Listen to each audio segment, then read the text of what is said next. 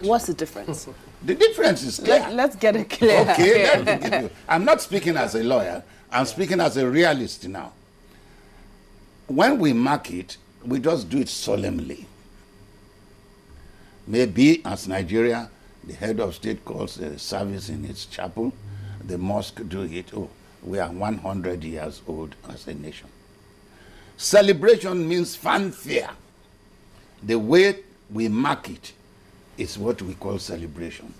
If you do it in the Alariwo side, the Yorubas, Alariwo side, then that is celebrating. But if you mark it solemnly for what it is that we have existed for 100 years, but we are not happy as a nation, which is true. 80% of Nigerians today are not happy. Whether they know it in Aso Rock or they don't know it, one thing I'm clear of, if there is an increase in price of petrol in this country anytime from now, this country will erupt. Maybe that is when Aso Rock will know that the people are disgruntled. A country that has no electricity, a country that has no railway system, can never progress. Until we have those two things in Nigeria, we can never progress. There is no light in the tunnel. But give it to this government. They are trying. I saw, on one of your programs yesterday, this electricity thing. Something is being done. And you must give credit to this government, because the former government spent $30 billion. Nothing happened. But we are seeing something now. And as you rightly said in the opening, this thing, you also have seen. But whether it is what we all expect, but let's give Jonathan the time. They are doing something, and I appreciate it. Jonathan has problems. The only problem Jonathan has is he has not gathered within his kitchen cabinet the caliber of people. That is his own problem.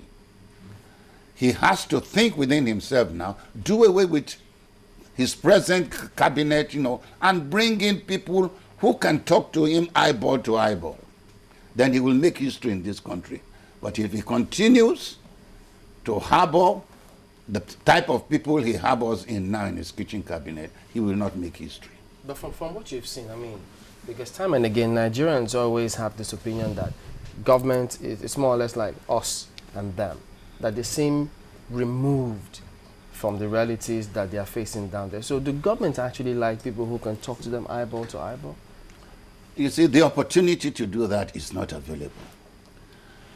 Once your personal best friend becomes a public office holder, to even take phone calls from you becomes difficult. That is the situation. That power makes them something different. They don't take phone calls again. They don't move with their old friends again. Why is that? Well, that's power. And not only power, they don't want you to know what they are making. Oh. So they prefer to use third parties, whom they don't know before, but who will keep their secrets. So their other friends who are with them, they will not want them to know. But what I'm trying to say, look at America today. The new Secretary for Defense is a Republican. From what they call opposition parties. Oh yeah, what we call opposition party. But Obama is sticking his neck out, bringing him because he's the best man for this job. And he's going to get ratification from the Senate, no matter what opposition you have, because he has all that is necessary to get the goods for Obama. So in other words, it's country first. It's country first. But here is party. Once a party wins an election, everything goes to that party. When you still have better brains in the other party, you can pick up. But if any governor does that here, or the president does it, they will impeach him. Does it have anything, sorry to butt in there, does it have anything to do with the Constitution? Because I remember then we talked about the First Republic, all the republics, and at that point in time when we had to get the 50 wise men, and you said Obafemi Awolowo opted out, and he spoke to you and he told you the reason why he opted out. Yeah. So is it a constitutional deficiency that we're talking about here that is making some of these executive executives not to bring people from the opposition? No, there's nothing hindering them. As I told you, Obasanjo says, I appoint those whom I want to do the job which the electorate elected me for. But the party system in this country, each governor wants to dictate to the president who should be the minister from his state. That is a palaver by itself. The governors will now move. I remembered when I was lawyer to Darie, there was problem about who to appoint as ministers. He appointed somebody and they refused to accept it. The party said this man should go. You see, the problem is that the party system controls everything. The party system. The party system.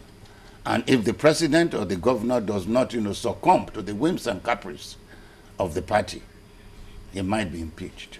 Today we see 10 governors, actually 12, but 10 were present, coming together. They say they want to take over from the ruling party, in this case the PDP, because there are also governors of different parties in different states.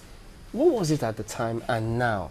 Because now it looks as if, just as you say, it's all about the party. What about the individuals who make up these parties? Are they playing as much role as they ought to? Well, how come the party system controls everything? You see, the party system is normally groomed by the common man. But the reverse happens in Nigeria.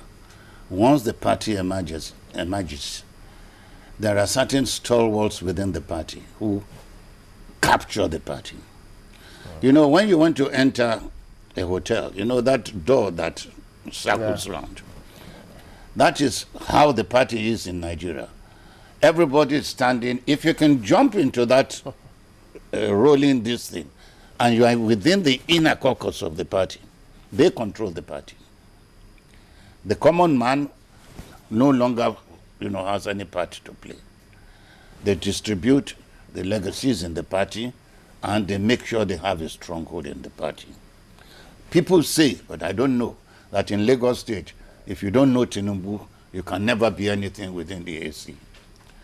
To even be appointed as a chairman of a local government, he must give a nod to it. So no matter how popular you are in your local government, you may not get any party to sponsor you. You see, under the Electoral Act in Nigeria, a candidate for any political party must be sponsored by a party. So that makes it the party stronger than the electorate. Because it is whom the party brings forward that can be voted for. Individuals cannot sponsor themselves. They can't sponsor. There is no independent. Do you think there's something wrong with that? There is. You see, if we have in the Constitution amendment that independent candidates, at least on the local government basis, it will benefit all of us. But that specific clause in the Constitution that only a candidate can only be sponsored by a political party, makes it impossible for you and I to pick the man of our own choice. Sorry, but what chance will the independent candidate have if the laws were to allow that against an already strong and domineering party system? Yeah, his voice can be heard in parliament without any fear. Will he even win in the first place? He can win if he's an independent. As I said, it is more pronounced in the local government areas where you have narrowed constituencies. For instance, in a ward, somebody in a ward, maybe a philanthropic man, has helped many people by scholarship and says, I want to contest. And he comes out as an independent candidate. He will beat any non-this thing. But our Constitution does not permit it. It does not permit it. Even in America today, Lieberman, who was a known Democrat, is now in the Senate as an independent, although he supports the Democratic Party in many cases, but he's an independent candidate.